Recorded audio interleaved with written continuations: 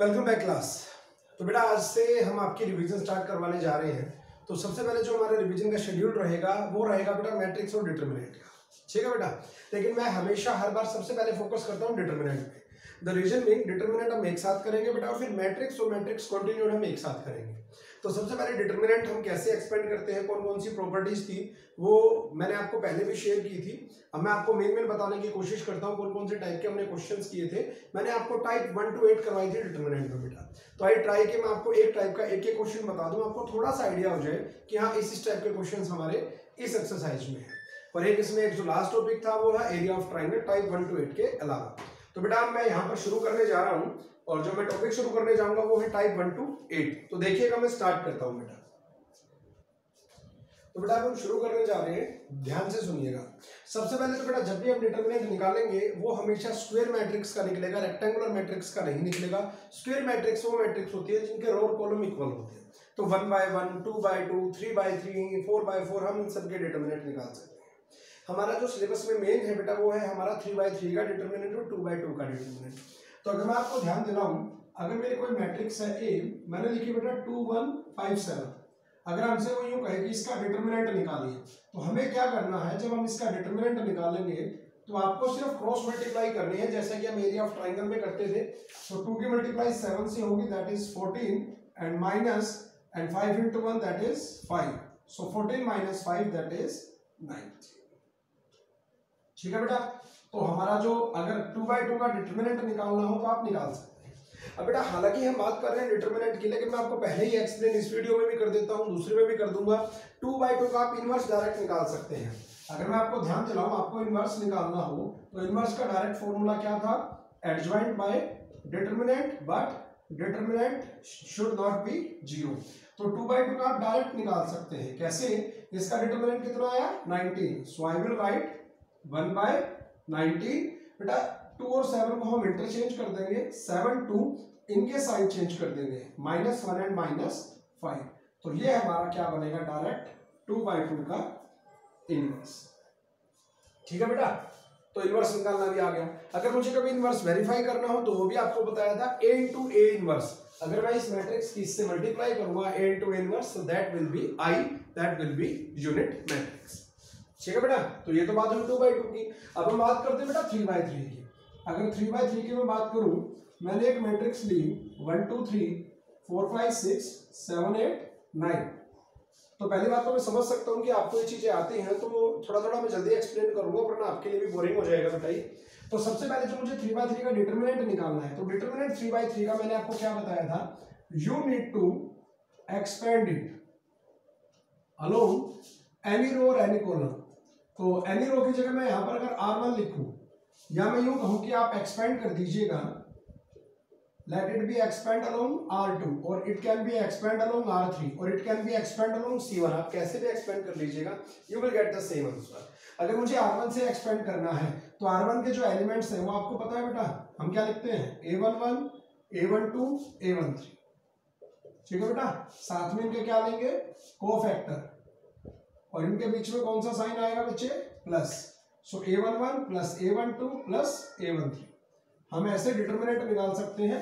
अगर मैं R3 की बात करूं तो R3 के एलिमेंट क्या है मेरे, A31 A32 A33। साथ में इसके क्या आएंगे, कोफैक्टर A31 A32 A33, और इनका हम क्या कर देंगे बेटा, वी विल ऐड दिस। ठीक है बेटा, तो बेसिकली चीज क्या है, एलिमेंट्स तो मुझे गिवन है। तो अगर मुझे एलिमेंट्स गिवन है, सो दैट मींस हमारे पास A11 A12 A13 element given है, तो A31 A32 A33 ये तो सब गिवन है।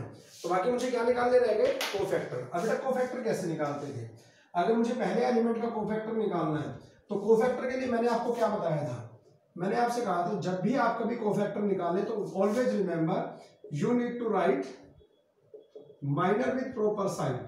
कभी गलती नहीं होगी बेटा, माइनर के साथ प्रॉपर साइन का इस्तेमाल करना। मैं दोनों टॉपिक मिक्स कर रहा हूं शुरुआत में, क्योंकि ये टॉपिक ऐसे हैं जो सबको आते हैं। इसके बाद में डिटरमिनेंट की टाइप्स पे भी आ जाऊंगा। तो A11 कैसे निकलेगा बेटा, रो कॉलम छोड़ देंगे, क्लियर।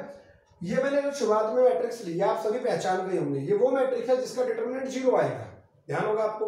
लेकिन हम क्या कर रहे हैं बेटा, अगर डिटरमिनेंट 0 के इक्वल होगा तो इनवर्स नहीं आएगा, तो मैं इसको चेंज कर देता हूं, मैं इसको जानबूझ के लेट इट बी 4। अब इसका डिटरमिनेंट अगर 0 नहीं आया तो हम इसका क्या फाइंड कर सकते हैं, इनवर्स।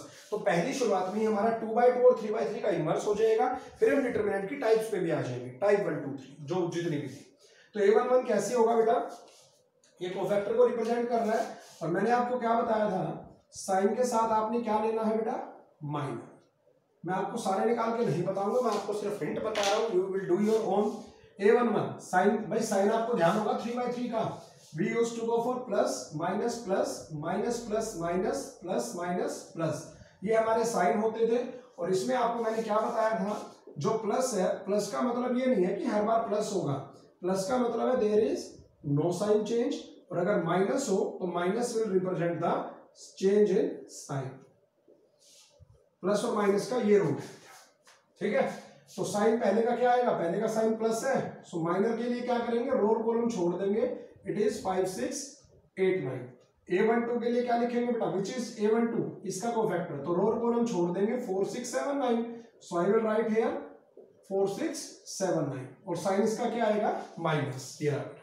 तो जिसमें इनका सम 1 + 2 3, जिनका सम ओड बनेगा वहां माइनस आएगा, जिनका सम इवन बनेगा वहां प्लस आएगा। Similarly you can go for a13, 1 + 3 4 even, so I will write plus, और रो और कॉलम छोड़ देंगे, वी विल राइट 4 5 7 8। तो ऐसे करके आप सारे कोफैक्टर निकाल सकते हैं, ठीक है बेटा। अब जैसे कि अगर मैं इसकी बात करूं, ये कितना आ गया, 5 × 9 45 माइनस 48, दैट इज -3। ये कितना आएगा, 4 × 9 36 माइनस 42, -6, बाहर माइनस है, इसको क्या बना देगा, प्लस। ये क्या आएगा, 32 माइनस 35, दैट इज -3। तो आप ऐसे करके बेटा सारे कोफैक्टर निकाल सकते हैं, याद होगा आपको, सब ध्यान आ रहा होगा। Similarly we can go for a21 a22 a23 a31 a32 and a33, ये आपकी सारी वैल्यूज आ जाएंगी, ठीक है बेटा। तो मुझे डिटरमिनेंट निकालना है, किसी से भी एक्सपेंड कर लीजिएगा, सेम आंसर आएगा बेटा। a11 कितना है बेटा, a11 is the element, that is 4, और इसका कोफैक्टर कितना आया, -3, then plus, what is a12, a12 है यहाँ पर 2, और a12 कितना आया, 6 आया बेटा, प्लस a13 कितना है, 3, और a13 कितना आया, -3। तो सारा क्या बनेगा, -12 + 12 एंड 3 3 जा -9, कैंसल, एंड इट इज -9, ठीक है। अगर आप इनके थ्रू जाएंगे तो भी डिटरमिनेंट कितना आएगा, -9। बिल्कुल सब ध्यान आ रहा है बेटा आपको, बहुत अच्छी बात है, वेरी गुड बेटा। तो इसको भी मैं हटा देता हूं। अब बेटा बात क्या आएगी, अब ये आप बाकी कोफैक्टर तो आप निकाल लेंगे, अब बेटा जो भी होंगे ये आप निकाल लेना, it's not a big deal. अब इसके बाद क्या होगा, अगर मैं आपको ध्यान दे रहा हूं, हमें एडजॉइंट निकालना होता था, और एडजॉइंट में हमें क्या करना होता था, कोफैक्टर्स का ट्रांसपोज। जैसे कि पहले कोफैक्टर कितने आए, -3, देन 6, देन -3, ऐसे आप बचे हुए कोफैक्टर्स और निकाल लेंगे, और जो कोफैक्टर निकाल लेंगे उनका हम क्या कर देंगे, ट्रांसपोज। ट्रांसपोज क्या था, ये जो हमारी रो थी ये क्या बन जाएगी, कॉलम।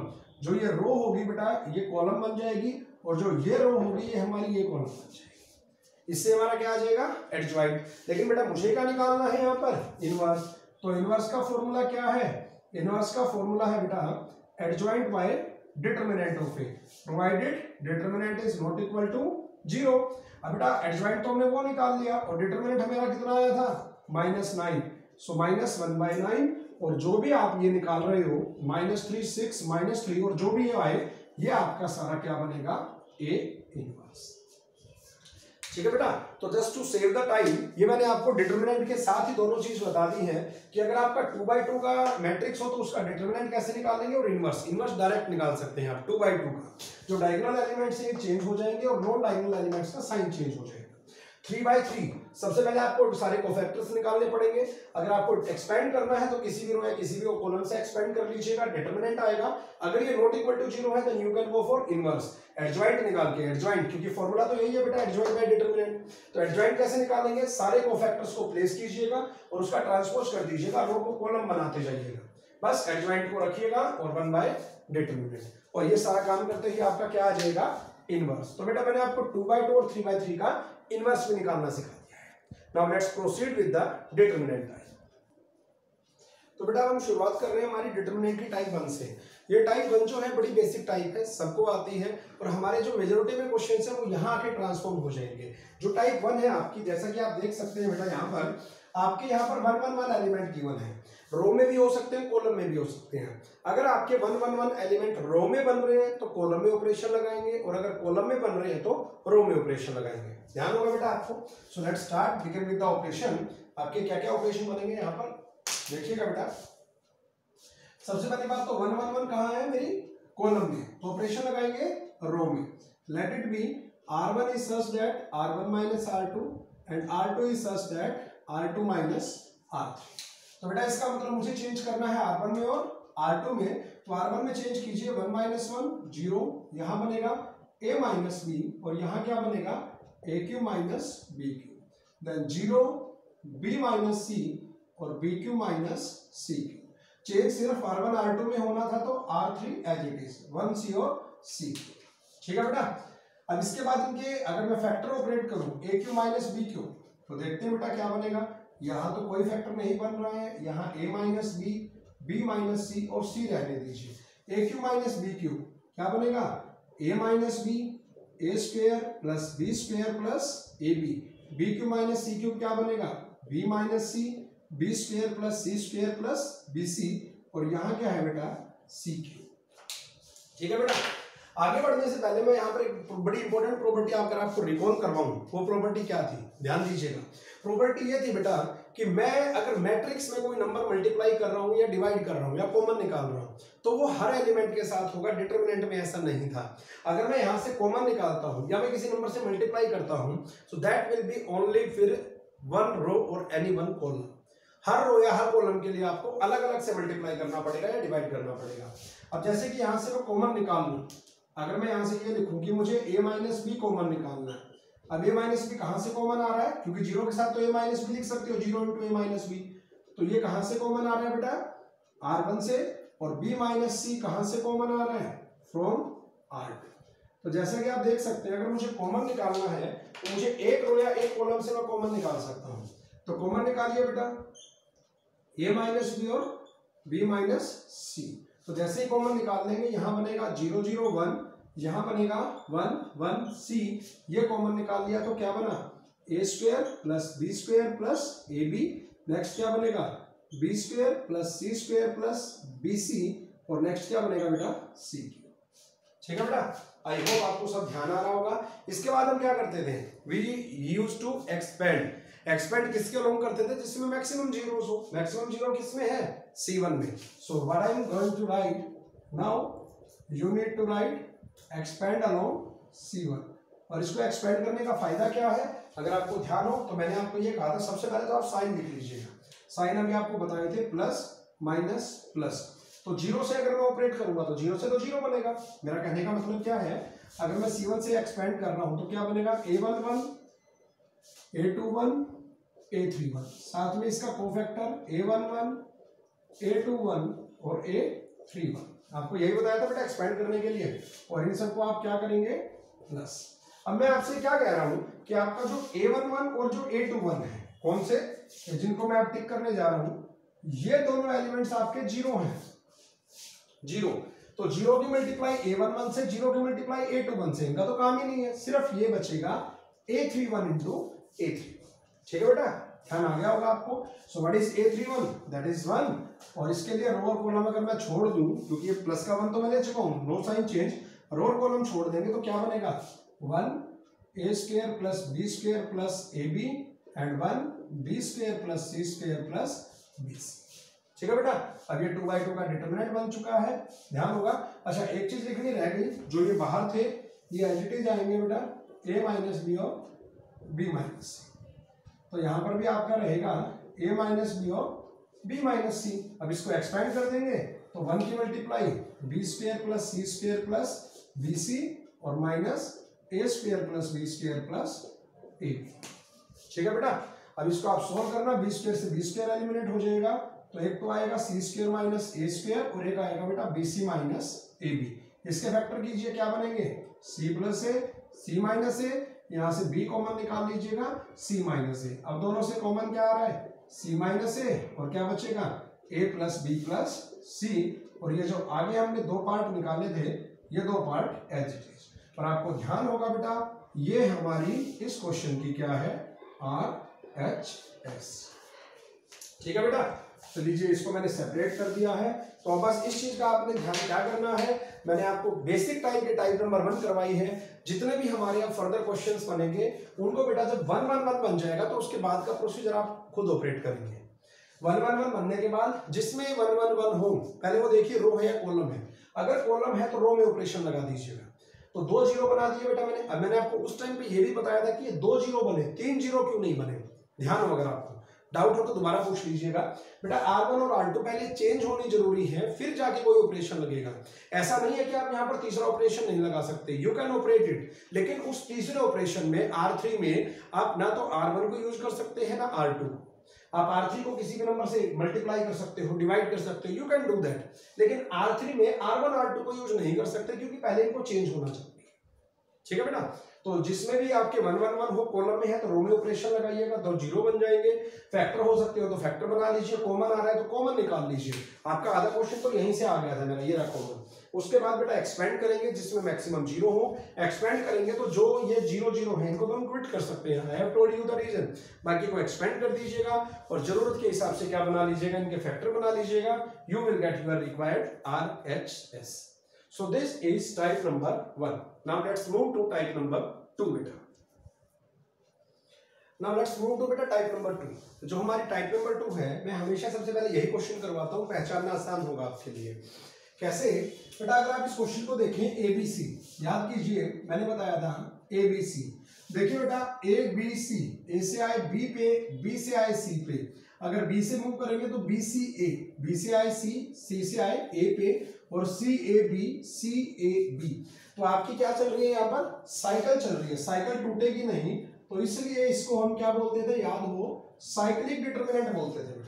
और साइक्लिक डिटरमिनेंट की सबसे अच्छी बात क्या है कि आप कोई भी ऑपरेशन लगाइएगा साइक्लिक डिटरमिनेंट में, या तो आप C1 plus C2 plus C3 कर लीजिएगा, या R1 is such that R1 plus R2 plus R3, सारी रो या सारी कॉलम को ऐड कर सकते हो। ये ध्यान रखिएगा, रो में रो ऐड होगी, कॉलम में कॉलम ऐड होगी। तो अगर मैं बिना टाइम लिए मैं लिखूं C1 is such that C1 plus C2 plus C3, तो जैसे ही आप ऐड करेंगे, आपको ऐड करते ही अब बेटा इसके बाद आपकी चेंज क्या होगा, ये कह रहा है C1 को चेंज कीजिए, तो C1 चेंज होके क्या बनेगा, A plus B plus C, ये इसमें ऐड हो गए। यहाँ पर भी क्या बनेगा, A plus B plus C, और यहाँ पर भी बनेगा बेटा A प्लस B प्लस। हमने सिर्फ चेंज किसमें किया है, C1 में, बाकी सब एज इट इज रहेगा without any change. Column first change हुई बेटा।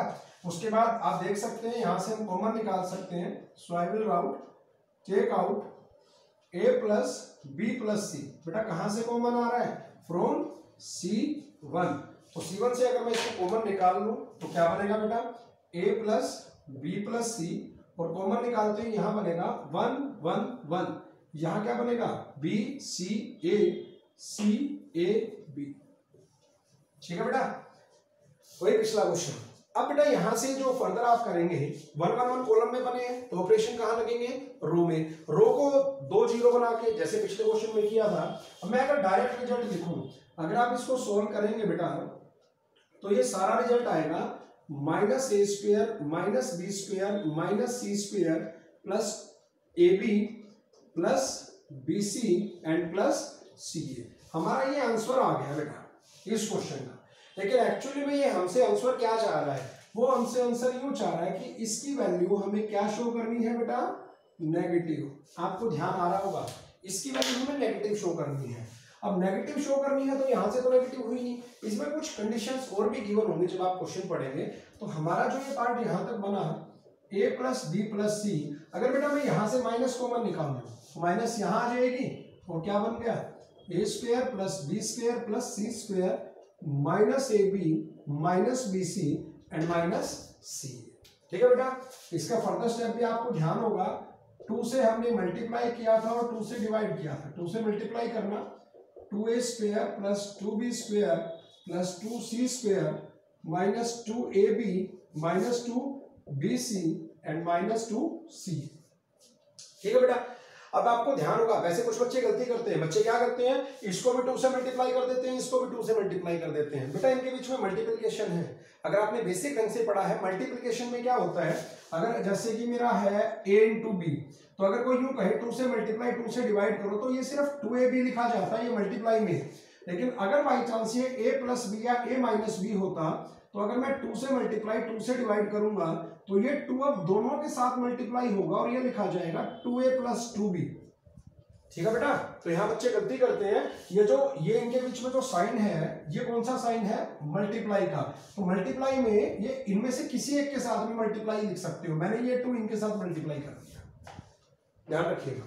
तो ये सारा क्या बनेगा, -1/2 a प्लस बी प्लस सी, और इसको जब आप ऑपरेट करेंगे तो बेटा आपको ध्यान होगा उस वीडियो से, ये बनेगा a minus B whole square plus b minus C whole square plus c minus a whole square. ठीक है बेटा, अब इस क्वेश्चन में क्या था, इस क्वेश्चन में गिवन क्या है, एबीसी आर पॉजिटिव और अनइक्वल है। ठीक है, अगर एबीसी और पॉजिटिव है तो ये सारा क्या बनेगा, पॉजिटिव बनेगा। अब बेटा बात आती है अनइक्वल की और इक्वल की।